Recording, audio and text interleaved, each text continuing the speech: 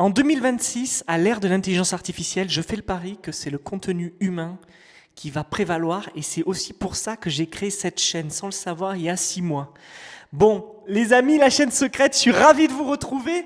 On est 180 abonnés, c'est top, regardez. Ah, la métrique fonctionne pas. Bon, c'est un gros fail. Bon les amis, je suis ravi de vous retrouver pour ces daily. Je m'appelle Guillaume, ça fait 15 ans que je suis dans la tech. J'ai créé cette chaîne secondaire pour publier des vlogs comme ça, dans mon studio, ma nouvelle maison dans le sud-ouest. Et je suis ravi de vous retrouver les amis. Abonnez-vous, 9 personnes sur 10 regardent sans s'abonner. Voilà. Bon, j'adore faire cette chaîne. Je suis trop content de transmettre mon énergie tous les jours.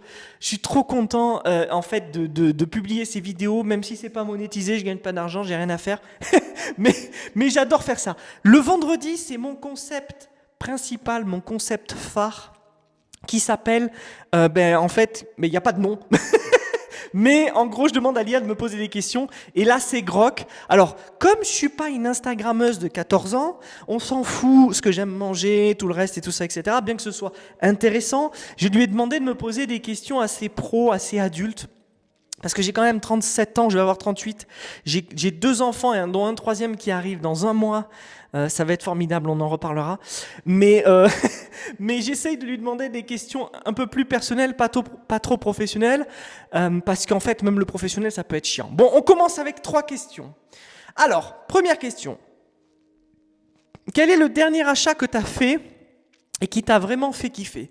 Pas forcément cher, juste un truc qui t'a apporté un vrai plaisir. Alors, écoutez, vous savez, c'est incroyable parce que à chaque fois que je fais ces daily, je fais ces vidéos, je fais que vous en parler, c'est une sorte de capsule temporelle. Il y a quelqu'un qui m'a dit ça dans les commentaires il y a peu de temps. Une sorte de capsule temporelle où en fait, je me dis que mes enfants, peut-être mes petits-enfants, ils regarderont ces vidéos. Moi, vous allez vous dire, il a un melon de fou. Il y a Pierre qui m'a dit dernièrement, arrête de psychoter. Je ne sais pas pourquoi tu m'as dit ça, Pierre, mais on en reparlera. Mais c'est vrai que ça fait melon de fou. Mais ce que je veux dire par là, c'est que ces vidéos-là, faut se mettre à ma place. Faut se mettre à la place de tous les youtubeurs. Ces vidéos-là, elles restent dans le temps, pendant très longtemps. Et donc, en fait, par extension, je vais vous dire une chose. Par extension, en fait, vous n'avez pas la mesure de l'impact qu'elles ont. D'accord? Et ça, c'est quelque chose que beaucoup de gens n'arrivent pas à se mettre en tête quand ils font quelque chose. Ils ne mesurent pas l'impact de leurs actes. Et les vidéos, c'est 100 fois pire parce que tout le monde peut les regarder, elles peuvent durer des années, vous pouvez les voir dans 15, 20, 30 ans. Et en fait, en me posant ces questions-là, je me dis, je dis des choses dont je n'aurai plus conscience dans quelques années. Et évidemment, quand je serai mort, je n'en aurai pas conscience non plus. Mais quand je me pose cette question-là, j'arrive même pas à trouver la réponse. Quel est le dernier achat que tu as fait qui t'a vraiment fait kiffer? Ma femme vous dirait, c'est parce qu'en fait, t'en as rien à foutre d'acheter des trucs, toi. T'en as rien à foutre de tout ça, c'est pas ce qui te motive, et c'est vrai. C'est peut-être pour ça qu'en période de crise, je suis quelqu'un qui arrive à survivre très facilement. Parce que oui, dans la tech, on gagne de l'argent, on gagne très bien sa vie, on a des traites, on a plein de choses à payer. Mais en fait, moi, je suis capable de vivre avec quasiment rien. Alors vous allez vous dire, mais regarde la maison que tu as, regarde ce que tu as et tout ça, etc. Oui, c'est vrai. Parce qu'en fait, je pense que ça sert à ça. Si on travaille, c'est pour dépenser son argent. C'est pour ça que je jugerai jamais les gens quand ils achètent n'importe quoi. Vous pouvez acheter n'importe quoi, c'est votre vie, ok? Je vous jugerai pas. Alors c'est vrai que c'est con parce que moi je suis plutôt en mode faut faire fructifier son argent, les actifs et tout ça, etc. Bien que là avec la crise on se rend compte qu'on a fait fructifier son argent pendant 10 ans et là avec la crise qui est en train de nous tomber sur la gueule en 2026, en fait elle nous tombe sur la gueule depuis le Covid, on se rend compte qu'en fait ça sert à rien de faire fructifier son argent puisqu'un jour on nous le prend, soit l'inflation soit l'État. Mais pour répondre à la question, je vais essayer de revenir là-dessus. Quel est le dernier achat que tu as fait qui t'a vraiment fait kiffer? J'ai pas de réponse. Peut-être parce que je kiffe pas assez dans la vie. C'est peut-être possible. Peut-être que c'est une révélation en disant ça. Je me rends compte du truc. Mais enfin, si, je kiffe de plein de choses dans la vie. Je profite de plein de moments et tout ça, etc. Mais je vous avoue que c'est pas les achats qui me drive. S'il y a vraiment un truc que je voudrais acheter et qui me ferait kiffer, c'est vrai, ce serait une belle voiture. Non pas parce que je veux montrer aux gens que je suis un boss ou je sais pas quoi. Ça, c'est pas du tout mon truc. Moi, je suis un vrai passionné de voiture. C'est si j'achèterais une belle voiture parce que j'aime cette voiture, je veux la regarder, je veux la voir et tout ça, etc. Malheureusement, je sais que ce sont des plaisirs éphémères. Comme tout plaisir est éphémère. Et ça, il faut se le mettre en tête. Je pense que La vraie valeur, c'est quand il fait un si beau soleil, qu'on est ici dans le sud-ouest de la France, avec la nature, qu'on peut se faire des barbecues, des pétanques et tout ça. Pour moi, c'est ça la vraie valeur, les amis. Bon, et peut-être que je ferai un daily pétanque. Tiens. Bah, après, j'avais dit que je ferais le daily sapin, j'en ai fait un à moitié, et daily pizza, je ne l'ai pas fait. Mais il faut que je fasse un daily pétanque, ce sera assez fun. Deuxième question. Quel est le pire conseil qu'on t'ait déjà donné et que tu as même suivi au moins un peu? Alors, ça, j'ai la réponse pour le coup. Le pire conseil qu'on m'ait jamais donné, c'est d'économiser, les amis. Je vous assure que économiser, ça ne sert à rien.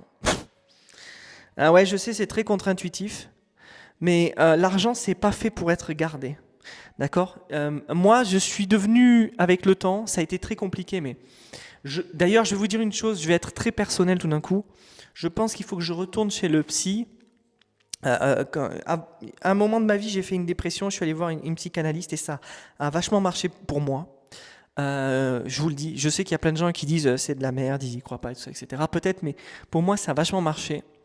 Et je pense qu'il faudrait que je retourne voir un psychanalyste pour tout simplement parler de mon problème, mon rapport à l'argent. J'ai un vrai problème là-dessus. C'est peut-être aussi pour ça que je ne rêve pas de devenir riche, parce que moi je le vois, vous savez, dans la tech, j'ai des clients, des amis, des relations qui ont beaucoup d'argent. Mais quand je vous dis beaucoup d'argent, c'est vraiment, c'est le top 0,0001%. C'est pas forcément des milliardaires, mais c'est des gens qui peuvent s'arrêter de travailler pour des générations et qui continuent de travailler. C'est QFD. Et en fait, je me rends compte que l'argent, en fait, déjà vous rend seul. C'est le constat que j'ai autour de ces personnes-là, ils n'ont personne. Et vous en rendez compte quand vous avez un appel samedi à minuit. Le samedi à minuit, vous avez un appel en fait de ces personnes-là qui sont censées tout avoir et qui en fait au final n'ont rien et n'ont que le peu de personnes qui veuillent bien les entourer et ne pas les arnaquer. Déjà d'une part, et d'autre part, quand vous avez beaucoup d'argent, le problème, c'est que ça amplifie tous vos démons, tous vos problèmes. Et moi, j'ai été quelqu'un d'assez angoissé. Vous allez voir, je fais la boucle par rapport à la question. J'ai été quelqu'un d'assez angoissé, j'ai passé beaucoup de temps à économiser mon argent, beaucoup de temps à me dire qu'il fallait que j'en gagne le maximum possible et que j'en mette le maximum de côté pour être sécurisé. C'est toujours le cas. C'est ça mon problème, parce que la vie m'a prouvé que c'était entièrement faux. C'est pas parce qu'on a de l'argent de côté, qu'on a beaucoup d'argent qu'on est sécure, qu'on est sécurisé. Et ça, c'est quelque chose que beaucoup de gens n'arrivent pas à conceptualiser. Ce qu'il y a d'important, c'est pas d'avoir de l'argent, c'est de savoir en faire. Et ça, c'est beaucoup plus difficile. Ça met la barre beaucoup plus haute, malheureusement. Donc là, le pire conseil qu'on m'ait jamais donné, c'est d'économiser mon argent. Et ça, c'est quelque chose de culturel, notamment en France. Il faudrait d'ailleurs que je le note. Tiens, ça va être le titre de la vidéo. Le pire conseil, économiser. C'est ça, le pire conseil qu'on m'ait jamais donné, c'est ça, vraiment. Et je vous assure que si vous croyez qu'économiser, c'est d'économiser de l'argent, avoir de l'argent, ça vous sécurise, vous avez faux, vous avez tout faux. 2 choses à faire si vous avez beaucoup d'économies. Et il faut le faire très vite, surtout aujourd'hui. Je dirais, si vous avez beaucoup d'économies, je dis une bêtise, 10 000, 20 000, 30 000, 50 000, 100 000 euros. Si vous avez plus, et c'est très grave. Il faut vite investir l'argent, soit dans des valeurs sûres, l'or, sécuriser l'argent en fait dans des postes et garder une partie pour le dépenser pour vous. Voyage, achetez-vous un appartement ou truc comme ça si vous pouvez, d'accord? Si vous n'avez pas d'argent, la priorité elle est à trouver un job, certainement pas à faire de l'entrepreneuriat. Voilà, je suis pas conseiller en économie, mais c'est ce que je vous dirais plutôt. Mais économiser, ça ne sert à rien, les amis. Il faut absolument... Moi, je vais vous dire une chose, ça fait 6 mois que je fais ça. Ça fait 6 mois que je suis à 0 sur mon compte à la fin du mois. Alors, quand j'ai de l'argent, je le dépense. Quand j'en ai pas, effectivement, je peux pas le faire. Mais ma priorité, c'est de travailler et d'en retrouver. Mais ça, c'est hyper important.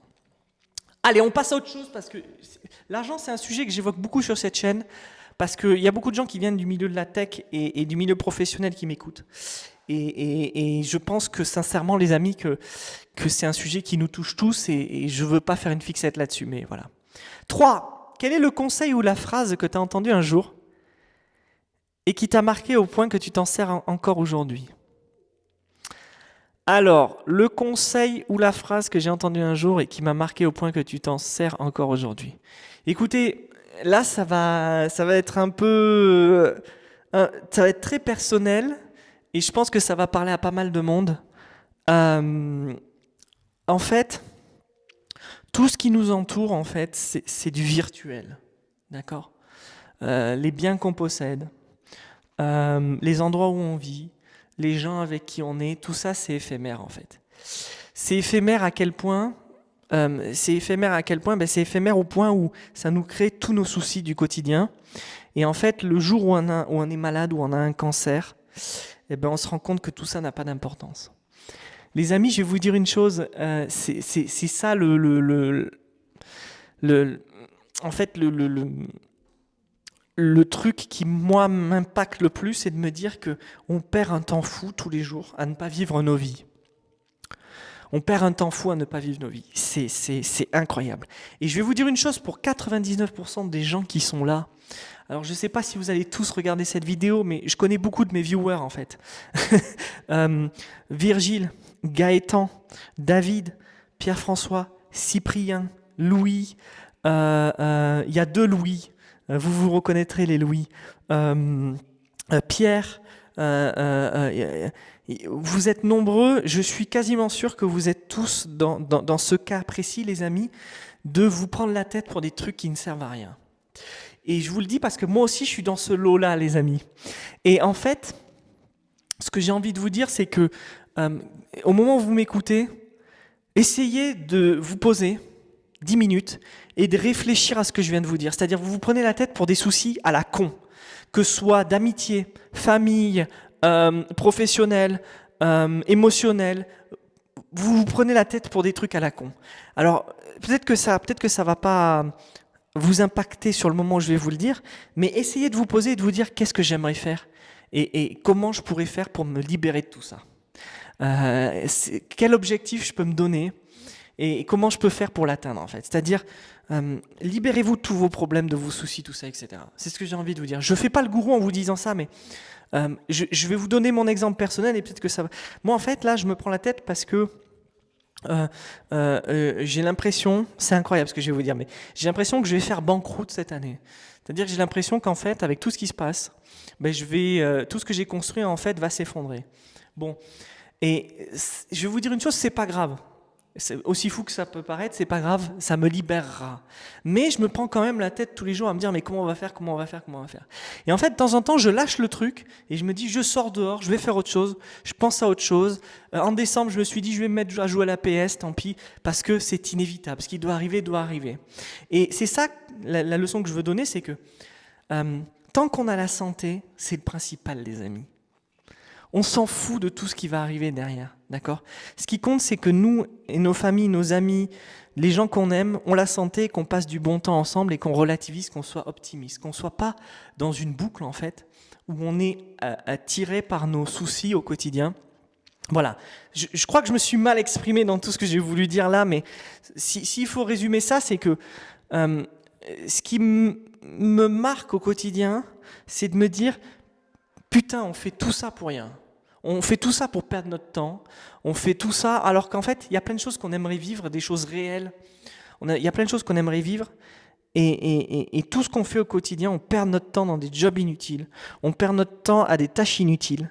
On perd notre temps à se concentrer sur des trucs qui nous amènent de la dopamine au cerveau, mais qui en fait ne produisent rien. Par exemple, builder un nouveau projet, builder un nouveau site web, ou alors lancer un nouveau produit, ou alors...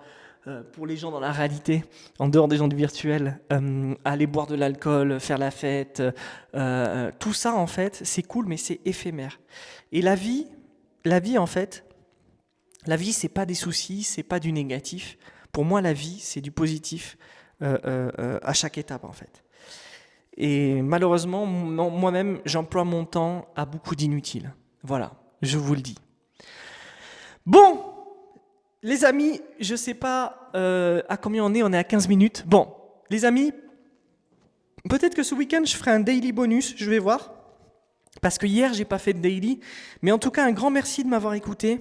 Je suis désolé, je m'exprime pas forcément avec les bons mots et tout ça, etc. Parce que, en fait, ces questions-là, je les vois à la volée. Je les vois comme ça, je les vois arriver comme ça. Et c'est vrai que Grok, il est dans un mouvement perpétuel depuis quelques semaines à me faire ces questions-là. Et j'ai l'impression que le modèle se perd un peu. Il faudrait que je le retravaille pour que la prochaine fois, on ait des questions peut-être un peu plus intéressantes. Mais en tout cas, les amis, merci de me suivre. Je vous dis à ce week-end, je vais vous faire un daily bonus, je pense, dehors. On va voir ce que ça va donner. Salut, ciao!